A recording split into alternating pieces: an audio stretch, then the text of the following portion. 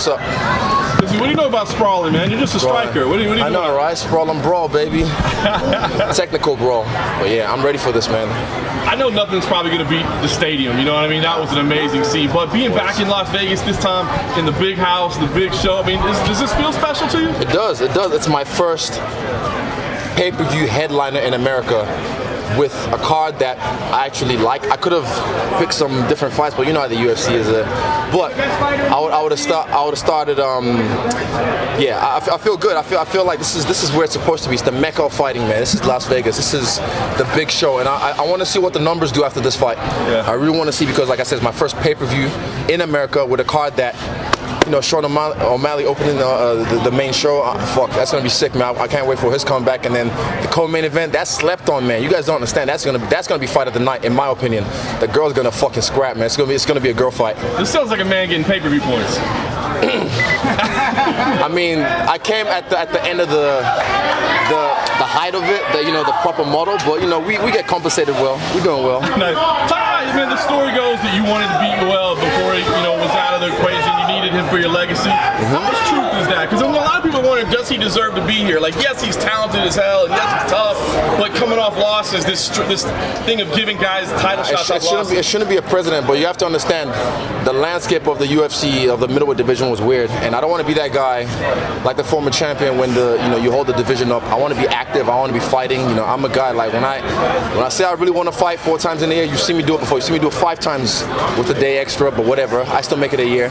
But I want to be an active champion. I want to do right by the division, like GSP did in welterweight, like Demetrius did at flyweight, like Anderson did at middleweight. I want to make the middleweight division great, man. And to be clear, I mean, you would have been fighting Paulo Costa if he was available. If he was available, I called him after the last fight, but then, come on, man. I'm going to pop that motherfucker before USADA does, I swear to God. And I want to be the first one to do it. Will you call him out of this fight if you win? He's next in line, but I might not even give him any mind, because I've already done that in Melbourne, so it's already, the promo's already there, if you will. But if he tries something stupid, I'll pop him again. What do you think about Deontay Wilder's walkout? You're kind of a walkout connoisseur. Yeah, I mean, not just him. Everyone keeps talking about Deontay, but look at Gypsy King.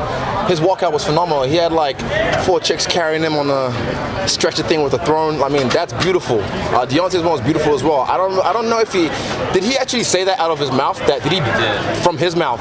Well, I don't think that's a good excuse, or I don't think that's why I lost the fight. I think Gypsy King was just the better boxer that night. Will you have an elaborate walkout on Saturday? We'll see. I mean, I wasn't gonna do anything, but I'm gonna make it. I won't do anything crazy, but I'll make it visually pleasing. You gotta step up with those guys. I mean, you gotta top them. I don't have to. I'll do what I want. A lot of African fighters stole the show last year, yourself included. What's the feedback been like from African fans? It's been beautiful, man. Like, literally, people in Nigeria stay up to 4 a.m. to watch these fights.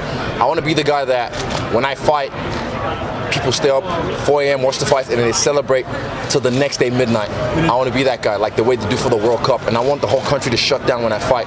For 5 to 30 minutes, they just shut down and be like, wow, one of us is doing it on the world stage. And it's gonna be, you wait, man. Like, you see these kids coming up, they see now, like, this is what we can do. You have 2 Nigerian-born champions in the UFC at the same time. It's a great time for Africa. Yeah, and the exposure is obviously going to grow the sport there. How long do you think before we'll see a UFC fight over there, in your opinion? Probably, I might say end of the year or next year. I see it probably happening somewhere in Africa, South Africa, Nigeria, Morocco, end of the year or next year. I saw you did my move a couple of times. Are you big Junkie? Look, I can see it. Yeah, you need more traps though.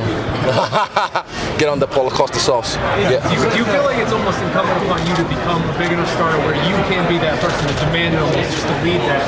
I mean, this is the UFC at the end of the day. It's still the UFC. It's still their show. But at the end of the day, I'm the one running the show. I'm the one. This is when it's my main event. I'm the one running the show, and I have to go through some red tapes, Dana White, sometimes for certain things. But we literally just like talk. Like, we don't have any bad blood, And I hope to keep the working relationship the way it is right now. But yeah, there's other stuff that happen behind the scenes that I can't really say. But right now, it's my show. that coronavirus is shutting down stadiums in Europe and so forth. Fans aren't showing up. It's changed some things. Has it changed your approach at all? The way you deal with fans or approach fans? Or? No, not really. I mean, how many people died from the coronavirus so far? I don't know. But how many people died from the common cold?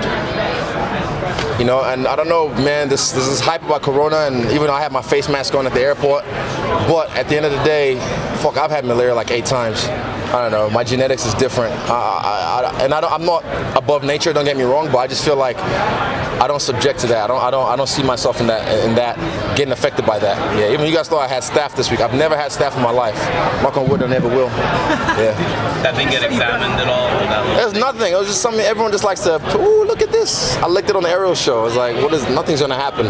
I'll rub it on his face if I have to, you know, on yours face.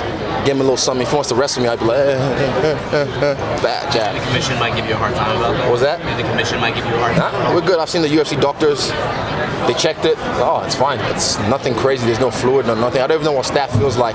It happens at every gym sometimes, but some people have had it, you know, where I'm from, but I've never had it, and I never will, knock on wood. Did you just say he didn't fly down for the press conference? A little bit, yeah, because I'm like, fuck, I flew fucking 3 weeks out. I flew over here, did LA for a day, did Houston for a day, and I flew back home. I brought my training partner with me, actually 2 of them with me, and then fuck, he can't even do that. And he said, oh, of course, his manager would have told him not to.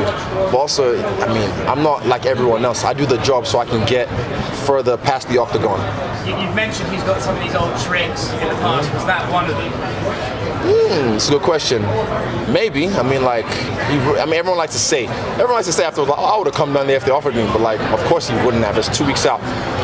I wouldn't have liked to do it, but we had some stuff to do, some money to make, so it was good for business. Did you say you had malaria yet? Yeah, as a kid. You can ask my mom. I've had it a lot of times as a kid. So my genetics, like I said, my immune system is stronger than most. Was it ever really bad? Yeah, I remember like feeling cold and hot at the same time, shivering and a little bit delirious. Like in our house, in our mansion back in Nigeria, one of my bedroom walls, you can see just red dots everywhere. Like literally, because every night you hear, fuck. And then, yeah, literally like my room had like red dots just from mosquitoes.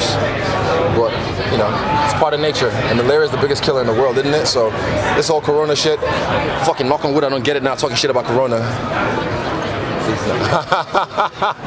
Yeah. Last question. I looked at your resume. You've taken out the best of the best. And to me, Romero feels like the toughest challenge yet. Because dealing with an Olympic wrestler is a lot to deal with. Yeah, definitely. I mean, there's a reason I called him out. He doesn't deserve this fight. Not even close. But he's a dangerous man. He's a guy that, in this era, everyone runs away from. I'm a guy that, if I see people running away from something, I'm like, why are you running away? What's over there? What? Like, and I'll have a look at I've seen the guy get rocked.